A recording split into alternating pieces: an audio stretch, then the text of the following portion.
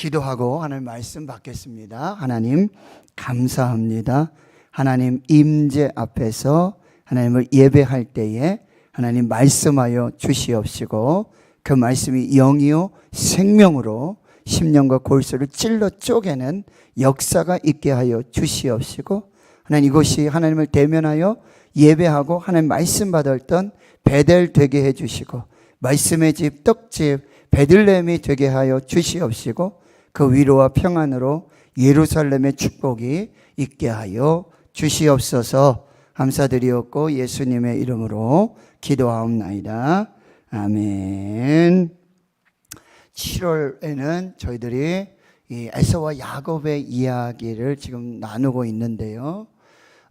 창세기에 보면 에서와 야곱의 이야기는 하나님의 주권적인 선택하심으로 야곱의 축복이 시작되고 있습니다. 복중에서부터 하나님의 선택은 하나님의 주권에 달려있다. 그런데 그 주권적인 선택은 완전한 하나님의 은혜다. 그리고 그 은혜로운 주권적인 선택은 영원하다.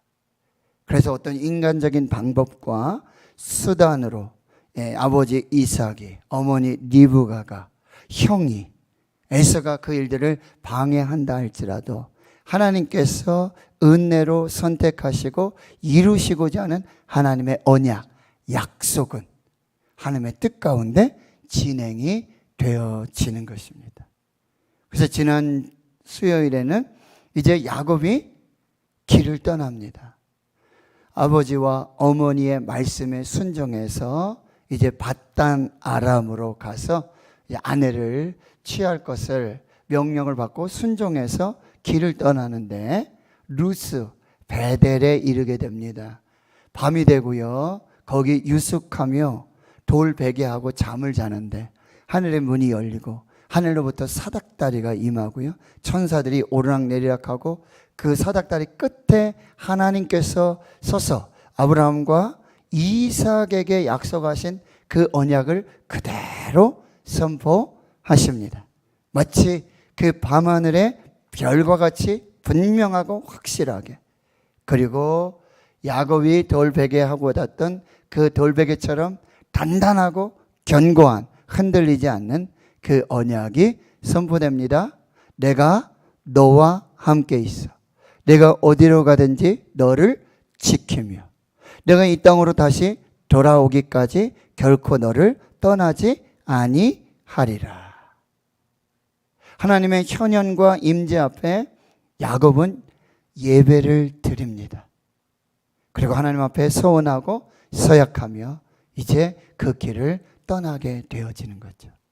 근데 오늘 본문의 말씀은 창세기 35장에 다시 야곱이 베델로 돌아와서 거기서 하나님을 만나고 하나님께 예배하는 그런 장면이에요. 성경에는 불과 몇 장밖에 지나지 않았지만 여러분 시간적으로도 20년의 시간이 흘렀고요. 하나님은 야곱을 인도하셔서 밧단 아람에 도착하게 하셨고 그리고 외삼촌 라반의 집에 이르게 하셨고 거기 딸 레아와 라헬 그리고 비라와 실바 이 4명의 아내를 얻게 하고 11명의 아들을 얻고요. 1명의 딸 디나를 얻습니다. 하나님께서 약속하신 대로 번성하게 되어지는 것이지요.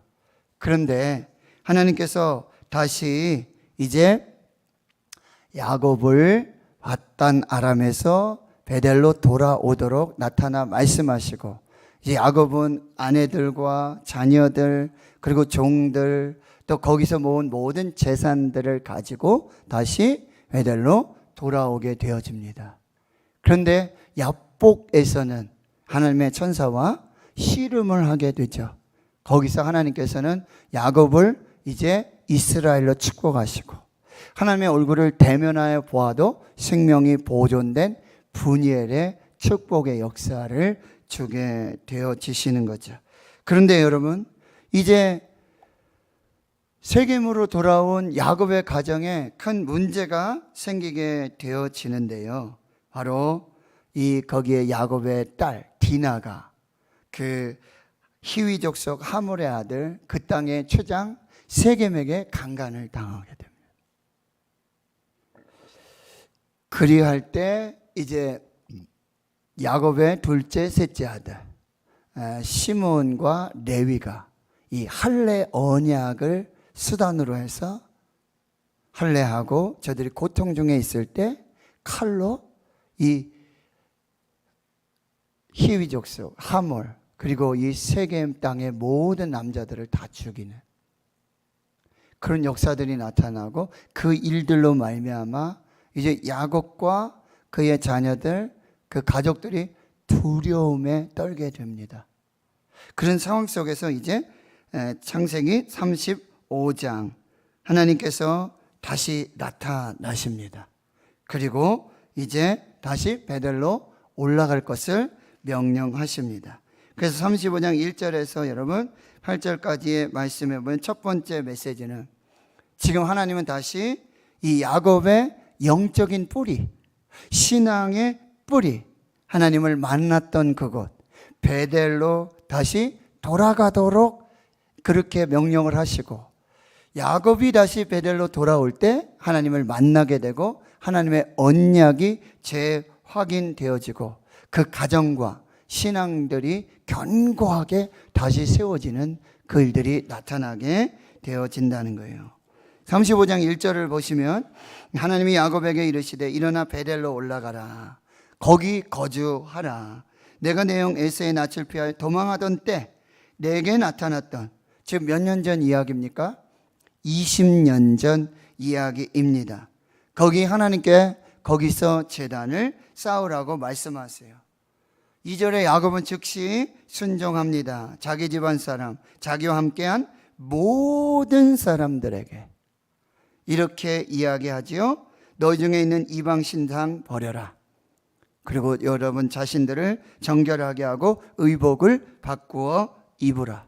우리가 일어나 베델로 올라가자. 내 환난 날에 내게 응답하시며 내가 가는 길에서 나와 함께 하신 하나님께 내가 거기서 제단을 쌓으려 하노라. 여러분, 여러분의 영적 고향은 어디십니까? 처음 하나님을 만났던, 하나님의 말씀을 받았던, 하나님의 약속을 들었던. 지금 야곱 많이 흔들리고 있잖아요. 세겜 땅에서 두려워하고 있어요. 그때 다시 우리가 베델로, 우리의 영적 고향으로 신앙의 그 처음 사랑을 회복하는 그런 은혜가 필요하다라고 하는 것입니다. 무엇입니까? 이방신상. 여러분 자신들 정결하게 하고 의복을 바꾸러 입으라고 하는데 여러분 4절 이하에 보면 그들이 자기 손에 있는 모든 이방신상들, 자기 귀에 있는 귀고리들. 여러분 이미 이 야곱과 그의 가족들, 그 많은 사람들은 이 세겜 땅에서 이방 신상들을 섬기면서 그 우상의 장신구들을 가지고 있고 그것을요 귀에다 걸고 그 옷을 입으면서 이방 사람들과 똑같이 살고 있었다라는 사실이에요. 하나님의 언약 백성으로서의 정체성을 잃어버리고 세상 속에서 빛으로 소금으로 살라는 그 부르심을 망각한 채 세상 속에서 똑같이 그렇게 살아가고 있었다라고 하는 것입니다. 그래서 4절에 다시 보면 자기 손에 있는 모든 이방 신상들, 자기 귀에 있는 귀고리, 여러분 그것을 다 야곱에게 주었을 때 세겜 근처에 상수리 나무 아래 묻어야 합니다. 여러분 옛사람을 다 죽여야 돼요. 다 묻고 그 세겜을 떠나게 되어야 한다는 거죠. 여러분 죄를 피하는 가장 좋은 방법은요, 악인들의 꾀를 따르지 않고 죄인들에게 서지 않고 오만한 자의 자리에 앉지 아니하고 그것을 떠나는 것입니다. 미련 없이 떠나는 것입니다. 끊는 것입니다. 벌써 버리는 것입니다. 그때 새로운 역사들이 시작이 된다라고 하는 것입니다. 여러분 그런데 5절에 보면 그럼에도 불구하고 하나님이 그 사면 거울들로 크게 두려워하고요, 그 야곱의 아들들을 추격하는 사람들이 없어요. 자, 기가 막히죠? 오히려 칼을 가지고 이 시몬과 레위가 가서 세겜의 모든 남자들을 죽일 때는요, 그들은 다시 일어나 가지고 오히려 야곱과 그 아들들, 야곱의 가문을 막 두렵게 만드는 그런 역사들이 있는데, 여러분, 오히려 하나님께 그 이방 신상들 다 버리고, 자, 입고 있던 의복들을 다 버리고, 그 세상을 끊고 버리고 다시 하나님 앞에 섰을 때 하나님이 지켜주시는 거예요. 하나님이 보호해 주시는 것입니다. 하나님이 인도해 주시는 그런 역사가 시작된다라고 하는 것입니다.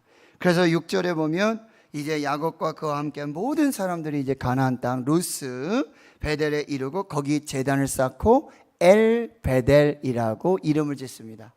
엘 하나님, 베델의 하나님이라고 이름을 짓게 된다라고 하는 것입니다. 사랑하는 성도 여러분, 여러분의 영적 고향, 하나님의 임재가 있었던 것, 하나님의 말씀을 들었던 것, 그 처음 예배, 처음 사랑, 그 자리로 지금 즉시 올라가셔야 합니다.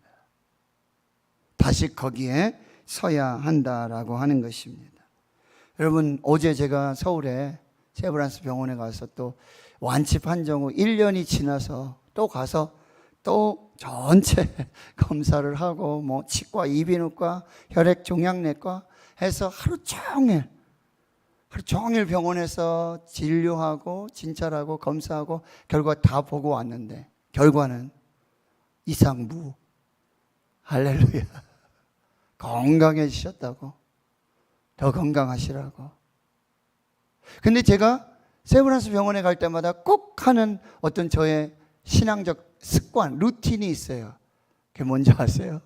본관의 건물 로비에 있는 이사야 12장 3절의 말씀, 보라 하나님은 나의 구원이심이라.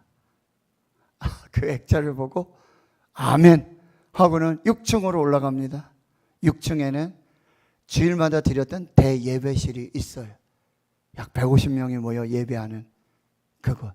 지난번에 갈 때는 거기가 코로나 때문에 다 닫혀 있었는데 이번에 갔더니 열려 있더라고요.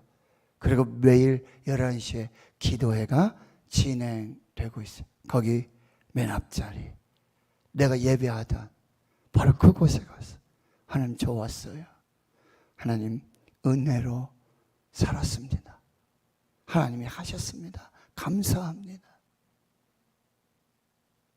거기 예전의 말씀에는 시편 19편 6절이었어요. 나의 입술의 모든 말과 내 마음의 묵상이 주님 앞에 연락되기를 원하나이다. 이 말씀이었는데 말씀이 바뀌었더라고요. 시편 42편 5절 말씀.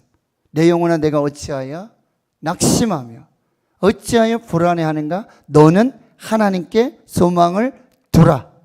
너는 하나님께 소망을 두라. 그가 나타나 도우심으로 말미암아 내가 여전히 찬송하리로다. 너는 하나님께 소망을 두라. 이게 베델로 가는 길이에요.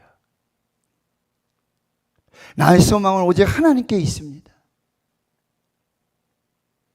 나의 소망은 이 우상들, 이방의 신들, 여기 세겜, 세상 여기 있지 아니하고 나의 소망은 오직 하나님께 있습니다. 이 고백이 베델로 올라가는 고백이 되어진다라고 하는 것입니다.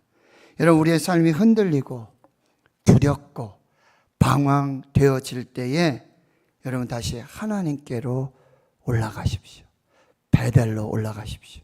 처음 예배의 자리, 처음 신앙의 자리, 믿음의 자리, 바로 그 베델에서 기다리시는 하나님께 올라가시는 그 은혜와 축복이 있기를 주의 이름으로 축원합니다. 자, 두 번째는요, 이렇게 베델로 올라간 야곱에게 하나님이 두 번째 나타나셔가지고 이제 언약을 확인하시면서 이제 네 이름이 야곱이 아니라 이제는 이스라엘이다. 야곱은 무슨 얘기였죠? 약탈자, 속이는 자, 빼앗는 자, 자기 힘으로 자기 능력으로 복을 누리면서 살았던 사람이 야곱이에요. 아버지와 싸웠죠. 형 에서와 싸웠죠. 자기 자신과 싸우면서 하나님과 싸우면서 살았던 사람이 하나님의 복을 그렇게 빼앗으려고 했던 사람이 야곱이에요. 그런데 이제 하나님은 그의 이름을 이스라엘로, 이제 하나님과 겨루어 싸웠던 그 복을 달라고 졸랐던 야곱이 아니라 이제 하나님이 함께 하셔서, 전능하신 하나님이 함께 하셔서 이기게 하시고 승리하게 하시고 복을 주시는 하나님의 은혜로 사는 이스라엘로 바꿔주세요. 약탈자를, 속이는 자를 한 나라의 조상으로 세우시는 하나님의 은혜가 시작되는 것입니다. 어디로 갈 때? 베델로 갈 때. 베델의 하나님을 다시 만날 때 그 약속이 다시 시작되어진다라고 하는 거예요. 11절 보세요. 하나님이 그에게 이르시되 나는 전능한 하나님이다. 이제 내가 너와 함께 있어. 너를 대신해서 싸울 것이고 너를 축복할 것이고 너와 함께 할 것이다. 약속을 주시는 거예요. 생육하며 번성하라. 이것이 창세기 1장 27절 28절 최초의 복이었어요. 생육하고 번성하고 땅에 충만하라. 땅을 정복하라. 땅을 다스리라. 우리 모두에게 주셨던 그 축복이 야곱을 통해서 이루어지게 되고요. 한 백성과 백성들의 총회가 내게 나오고 너는 이제 이스라엘, 한 나라의 조상이 될 것이고 너로부터 왕들이 나오게 될 것이다. 왕국, 왕조가 세워지게 될 것이고 그 땅을 너와 그리고 내 자손들에게 영원토록 주시겠다고 약속하게 되어집니다. 여러분, 20년이 지났어요. 야곱도 변했어요. 야곱에서 이스라엘로. 그런데 하나님은 변하지 않으셨습니다. 하나님은 변하지 않으셨습니다. 하나님은 신실하십니다. 20년이 지나도 그 하나님 약속하신 그 언약, 그 약속을 결코 변하지 아니하시고 야곱을 이스라엘로 바꾸셔서 하나님이 그 약속하신 태초로부터 시작하신 그 축복을 이루시는 분이 하나님이시라는 거예요. 저와 여러분을 향한 태초로부터의 하나님의 약속과 언약이 있으신 줄 믿습니다. 시간이 지나요. 우리도 변해요. 우리는 그 약속을 잊어버릴 때가 있어요. 지키지 못할 때가 있어요. 그러나 하나님은 결코 잊지 않으시고 전능하신 하나님은 야곱을 이스라엘로 바꾸셔서 그 축복을 계속 하게 하신 것처럼 저와 여러분을 바꾸셔서 하나님의 그 약속과 언약을 반드시 이루시는 하나님이신 줄을 믿습니다. 여러분, 이번에 야곱은요 하나님과 거래하지 않아요. 보십시오. 14절 15절에 보면, 이전에 창세기 28장에 보면 야곱이 그 나타난 하나님께 예배를 드리면서 그 돌을 기둥으로 세우고 거기에 기름을 붓고 예배를 드리며 세 가지를 서약하는데 조건이었어요. 만약 하나님이 약속을 지키신다면, 날 다시 이 땅으로 돌아오게 하신다면, 내가 가는 길에 먹을 것, 입을 것, 쓸 것 다 주시면, 첫 번째, 하나님이 나의 하나님이 되실 것입니다. 하나님, 내가 하나님을 평생 섬기겠습니다 라는 고백이죠. 두 번째 고백이 뭐죠? 여기 기둥으로 세운 이들이 하나님의 집, 성전이 될 것이고, 세 번째, 제가 11조 드리겠습니다. 11조 뭐예요? 하나님, 당신은 나의 하나님이십니다. 창세기 14장으로부터 11조 유래가 나오죠. 아브라함이 지금 조카 롯을 구해오면서, 그런데 당시에는 여러분 모든 나라 민족 가운데 세가 있었어요. 국세. 이게 무슨 의미죠? 그 한 나라의 그 왕들의 다스림과 통치를 받으며 인정하며 내가 그 나라의 백성임을 고백하는 것, 이게 세금이에요. 이 11조는 뭐냐? 하나님 나라에 하나님이 다스리시고 통치하시는 그 하나님의 나라의 백성됨을 고백하는 것, 신앙 고백하는 것. 나는 이제 세상 나라에 속한 사람이 아니라 하나님 나라에 속한 하나님의 백성으로서, 하나님의 복을 받는 하나님의 백성으로서 나는 하나님의 영원한 다스리심과 통치하심과 인도하심과 보호 아래 살겠습니다 라고 신앙 고백하는 거예요. 그럼 하나님이 그 신앙 고백 위에 복을 주시는 거예요. 내가 너와 함께 할 것이다. 내가 너를 지킬 것이다. 너는 내 백성, 내가 택한 백성이고 너는 반드시 복을 받을 것이고 너는 반드시 하나님의 나라의 하나님의 백성이 될 것이다. 이것이 10의 1조예요. 그런데 오늘 야곱은요, 그렇게 고려하지 않아요. 돌기둥 세우고요, 거기 전제를 붓습니다. 가장 귀한 기름을 붓고요, 아주 순수한 값비싼 기름을 붓습니다. 자기가 가진 가장 순결한 좋은 것으로 하나님을 예배하고 감사와 찬양을 드리는 거예요. 여러분, 이것이 우리의 예배예요. 우리의 예배는 저예산으로, 저예산 비용을 써서 하나님의 복을 받는 예배가 아니라 우리가 드릴 수 있는 최고의 예배, 최고의 예배, 가장 귀한 것, 가장 좋은 것, 가장 하나님이 주신 것 중에 하나님의 은혜로 고백할 수 있는 그것을 하나님께 드려서 예배하는 것, 그것이 예배라는 사실이에요. 여러분, 저와 여러분의 예배가 이런 예배가 될 수 있기를 축원합니다. 가장 좋은 것으로, 하나님이 내게 주신 은혜 중에 최고의 은혜를 고백하면서 감사와 찬양으로 예배하는 것, 그것이 저와 여러분의 예배가 되어 주신다라고 하는 거죠. 이것이 바로 베델에서의 이 야곱의 예배가 되고 있다라고 하는 것입니다. 그 야곱을 하나님이 축복하시는 것입니다. 자, 오늘 읽지는 않았지만 본문을 조금 더 나가보도록 하겠습니다. 16절에서 여러분 29절까지 보면 이제 그 베델에서의 어떤 인생 최고의 어떤 정점, 하나님을 만나고 다시 하나님을 예배하고 하나님의 최고의 축복의 그 현장에 야곱이 계속 머물러 있지 못하고 야곱의 신앙의 여정은 계속해서 진행이 된다라고 하는 거예요. 여러분, 복음서에서도 보면 우리가 예수님이 제자들과 함께 변화산에 올라가셔서 기도하실 때 변화되시는데 거기 베드로가 주님 여기 좋사오니 우리가 초막셋을 만들고 여기서 주님과 함께 살았으면 좋겠습니다. 주님 거기 계시지 않잖아요. 다시 제자를 데리고 산 아래로 내려옵니다. 우리 삶의 현장으로 다시 돌아오게 되어지는 거죠. 야곱이 베델에서 그렇게 영원토록 사는 것이 아니라 16절에 이제 베델에서 길을 떠납니다. 이것이 우리의 신앙의 여정이에요. 우리 신앙의 어떤 최고의 정점, 가장 좋은, 정말 그곳에 계속 머물고 있고 싶지만 그 시간들이 영원하지 않아요. 이 세상에서 영원하지 않아요.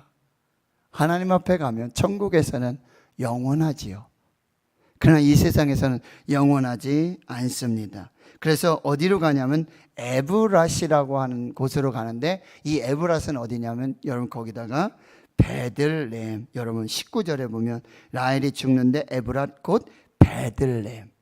이제 야곱의 신앙의 여정은 벳엘, 하나님의 집에서 베들레헴, 말씀의 집으로 이동이 되고 있다는 사실이에요.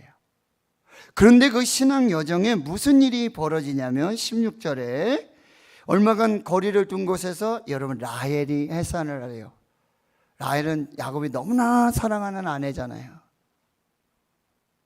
그리고 요셉을 낳은 아내잖아요. 그런데 이제 둘째를 낳다가 거기서 난산이 돼가지고 여러분 이제 죽게 되어지는 거예요. 등남을 하지만 18절에 이제 라헬이 죽으면서 이제 엄마 없이 지낼 이 아이의 정말 어쩌면 보면 슬픈 인생이죠. 베노니, 슬픔의 아들이라는 이름을 줘주세요라고 했지만 야곱은 아니야. 바로 베냐민, 오른손의 아들, 힘의 아들, 내가 이 아이의 아버지가 될 거야 라는 의미가 되어지는 것이죠. 여러분, 여기 영적 의미는 뭐예요? 여러분, 우리 인생에 가장 사랑하는 사람을 이룰 수도 있고요, 가장 좋은 것을 이룰 수 있어요. 슬픔의 날이 올 수 있어요. 근데 여러분, 그 베노니로 부르지 않고 베냐민으로 영적 해석해야 한다는 사실이에요. 저와 여러분의 인생에 고난 와요, 환난 와요. 여러분, 믿음으로 가는 그 길, 여러분, 하나님의 백성들에게 고난이 있습니다. 환난이 있습니다. 어려움이 있습니다. 너무 힘들어요. 하루하루 살기가, 호흡하는 것도 너무너무 힘들어요. 그러나 그 여러분, 이 베노니의 인생의 날, 슬픔의 날을 영적으로, 믿음으로 베냐민이라고 해석해낼 수 있는 그런 영적인 담대함들이 필요하다라는 말씀이에요. 결국 여러분 19절에 라헬이 죽습니다. 그리고 이제 베델, 하나님의 집을 떠나서 말씀의 집 베들레헴에 이 라헬을 묻게 되어집니다. 그리고 여러분, 여기서 끝나지 않아요? 21절을 보세요. 이스라엘이 다시 길을 떠납니다. 이게 신앙의 여정이에요. 믿음의 여정인데 에델 망대를 지나 장막을 치게 되는데 거기 기가 막힌 일들이 벌어져요. 22절에 그 땅에 거기 거주할 때 르우벤 첫째 아들이 아버지의 첫 비라, 사랑하는 아내 라헬의 첫 비라와 동침하. 참 엄청난 일들이 가정 안에 이런 일들이 지금 벌어지고 있다는 게, 다시 말씀드려요. 믿음의 사람들, 그렇게 하나님의 언약과 하나님의 축복을 받고 은혜로 살아가는 인생 중에 여러분, 사랑하는 아내를 이룰 수 있어요? 지금 가정에 지금 무슨 일이 벌어지고 있어요? 아들이 아버지의 침상에 오른 거예요. 정말 이런 일들이 일어날 수 있겠습니까? 이것도 약속의 가문에, 이스라엘의 가문에. 그럼에도 불구하고 우리의 신앙의 여정에는 이런 일들이 있을 수 있다는 사실. 그런데 그 여정은 여기서 끝나지 않습니다. 23절에서 26절까지는 이제 12아들을 잠깐 설명해 주는데, 여러분 27절을 보세요. 이제 야곱은 베델을 지나서, 베들레헴을 지나서, 에델망대를 지나서 이제 어디로 가죠? 기럇 아르바의 마므레로 가게 되어지는데, 바로 기럇 아르바, 이것은 아브라함과 이삭, 아버지 이삭 그리고 할아버지 아브라함이 계시던 헤브론, 어디입니까? 예루살렘입니다. 평화의 도시.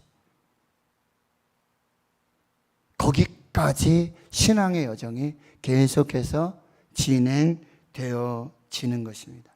거기서 아버지 이삭을 만나요. 180세예요. 그럼 지금 이삭의 나이는 몇 살일까요? 깜짝 퀴즈. 아버지 이삭이 지금 180세. 그럼 아들 야곱의 나이는 몇 살?